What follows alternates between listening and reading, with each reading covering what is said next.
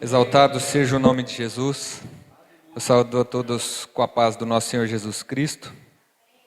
Sejam todos muito bem-vindos a mais esse momento que nós temos para compartilhar, para nos fortalecermos e para aproveitarmos, para adorar, para nos entregarmos e para entregarmos o nosso melhor com todo arrependimento de coração e com muita alegria ao nosso Senhor, o nosso Criador, que tanto nos amou. Então fecha os teus olhos, vamos iniciar orando. Senhor, Deus Pai Todo-Poderoso, nós te louvamos, te agradecemos, bendizemos teu santo nome. Nós queremos nos colocar na tua presença nesse momento, quebrantados, unidos no teu amor, arrependidos dos nossos pecados.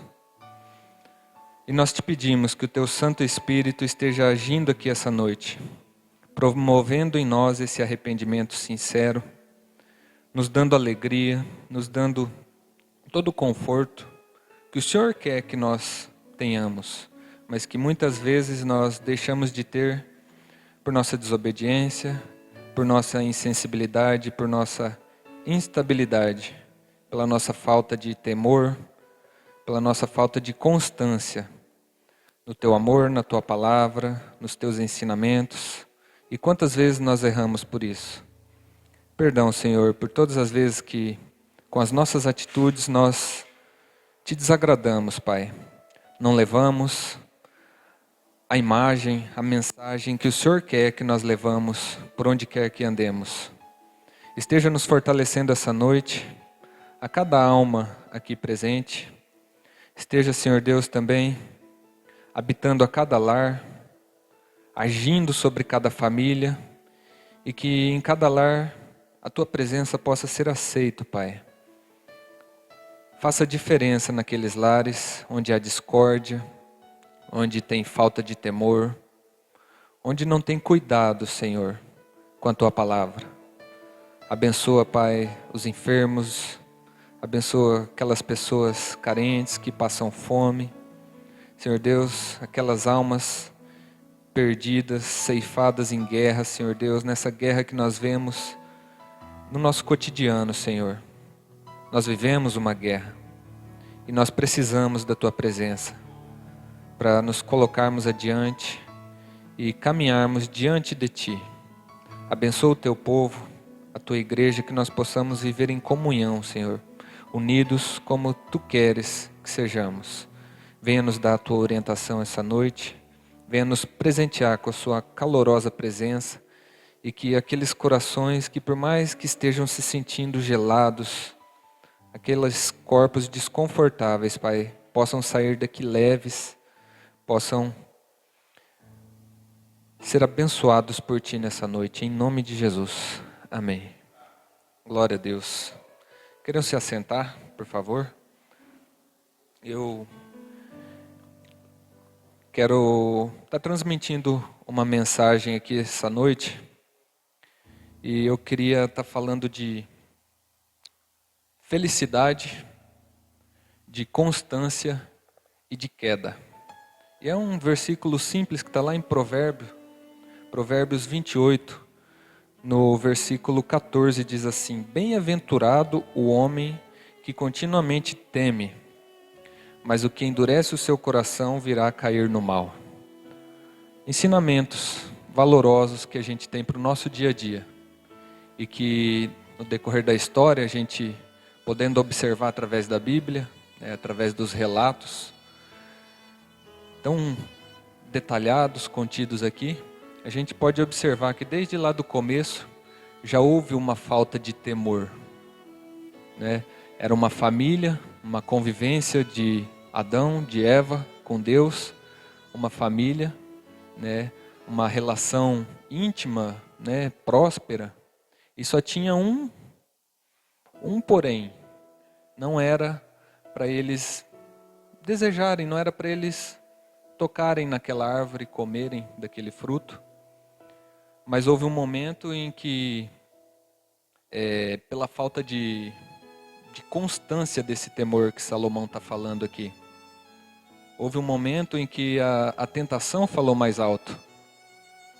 E aí houve uma brecha que gerou uma falta de constância de temor, onde o temor estava mais baixo, e aí houve uma brecha onde acabou entrando o pecado. Então, um deslize. É simplesmente aquele momento que a gente pega e fala assim, com perdão da palavra, mas dane-se. A pessoa está ali, Deus fala aqui para a gente ter uma constância, mas nesses momentos a gente deixa uma brechinha e o nosso temor vai lá embaixo, né? E aqui diz que o homem bem-aventurado é o que continuamente teme.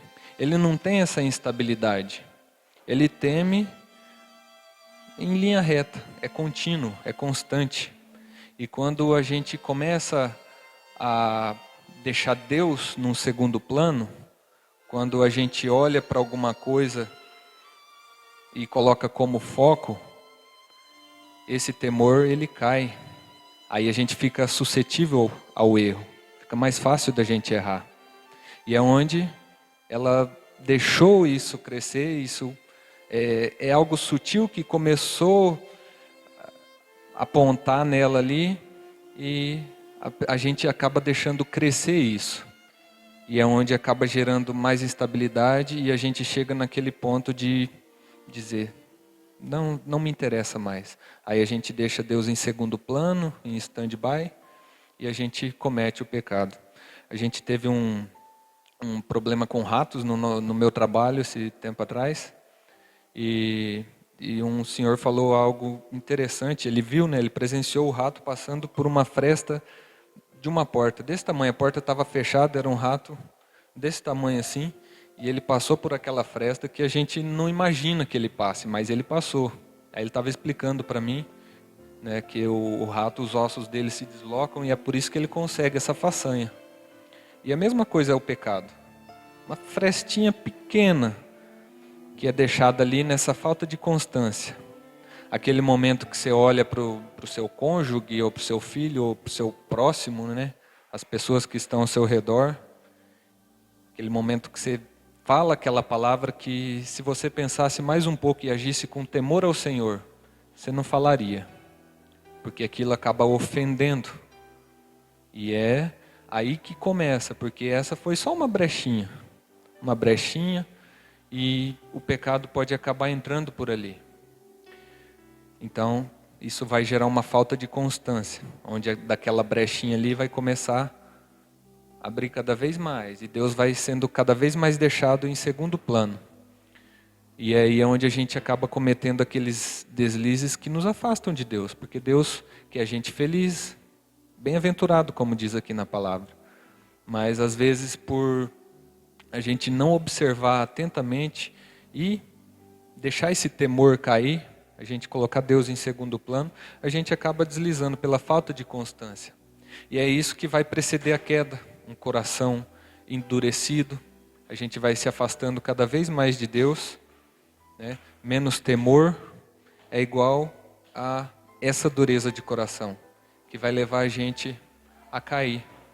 Então, que a gente possa olhar para todas as histórias, né, todos os relatos que estão aqui, e deixar a palavra de Deus entrar no nosso coração, para que aqueles momentos, né, simples, que a gente, uma palavra jogada, ela não tem mais volta, né? Às vezes a gente ofende um amigo, um cônjuge, um companheiro de trabalho, simplesmente por não pensar, né, no que aquela pessoa está passando, qual pode ser a consequência, né, dos nossos atos. Davi, quando ele olhou para Batseba e a desejou, ele teve uma falta de constância do temor, né?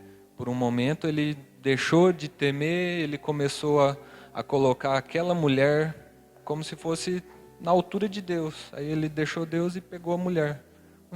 Uma simples atitude, mas com isso ele assumiu a consequência. Ele acabou se colocando, né, à frente de Deus, falando: Deus, eu vou deixar o teu ensinamento aqui, aquilo que você me orienta, e eu vou colocar minha conta em risco, porque a pessoa faz o cálculo ali na hora e ela pensa que aquele prazer ou aquele dinheiro ou aquela situação paga, né, as consequências que virão. Mas depois vem uma enxurrada tão grande e é onde a gente pode ver todas as consequências depois de um simples ato. Então, muitas vezes, uma simples palavra pode magoar, pode ofender, pode matar alguém, pode mudar a vida de uma pessoa.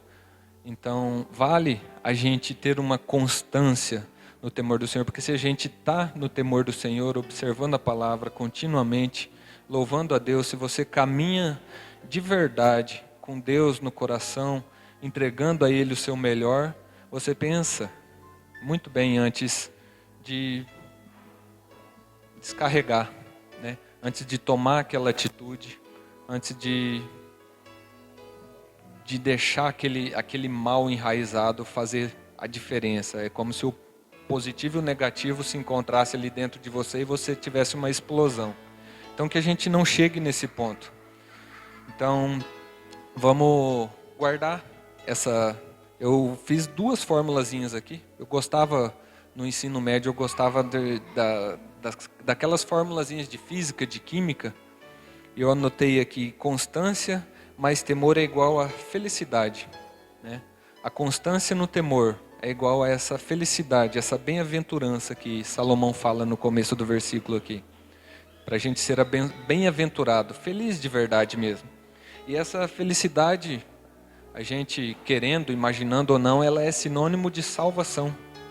Sinônimo de salvação. É porque a gente tem essa constância e a gente teme o Senhor de verdade e a gente se preocupa com isso. Então é o nosso foco. E querendo ou não, isso é sinônimo de salvação, essa felicidade, esse bem-estar interior. E a falta de temor, mais um coração endurecido, é igual a perdição, né? E consequentemente vem aquela enxurrada de consequências, onde o nosso corpo não aguenta. O nosso corpo não aguenta. E essa perdição é sinônimo de condenação. Então essas 2 formulazinhas que eu pude tirar desse simples versículo, mas com certeza Salomão, grandiosamente usado por Deus, e todos os relatos, desde o começo até o Apocalipse, a gente pode observar claramente que as pessoas, com muitas vezes grandes sofrimentos, poderiam ser evitados. E a gente tem a oportunidade de simplesmente olhar para essas atitudes erradas, para que a gente não venha cometer as mesmas. Porque Deus quer a gente como família, assim como era Adão e Eva no Éden, né? Com felicidade, com simplicidade e com amor. E que esse seja o nosso propósito em comum aqui essa noite. Entregar o nosso melhor a Deus, né? Manter a nossa constância. E eu sei que muitos têm se entristecido por um motivo, por outro. Afinal de contas, é uma enxurrada de coisas ruins que vem acontecendo, né? Seja aqui, seja em qualquer lugar do planeta, né? A cada minuto está acontecendo uma barbaridade. Isso se tornou comum, né? No mundo que a gente vive. Mas que a gente possa sair daqui fortalecido essa noite. Que a gente possa vir aqui todas as vezes, né? Por mais que a nossa semana seja muito corrida, mas que a gente não venha aqui, nossa, já chegou o domingo. Que a gente venha glorificando o Senhor. Glória a Deus, porque já chegou o domingo e a gente pode se reunir. Nesse momento, é 1h30 que a gente tem para respirarmos, para ouvir com atenção o que Deus tem para falar para nós, para a gente sair daqui fortalecido de verdade e para a gente entregar, né, o nosso melhor a Ele, o nosso louvor, a nossa adoração, para a gente cumprir o propósito que Deus tem para nós. Amém? Queiram se pôr de pé, uma salva de palmas para o Senhor Jesus.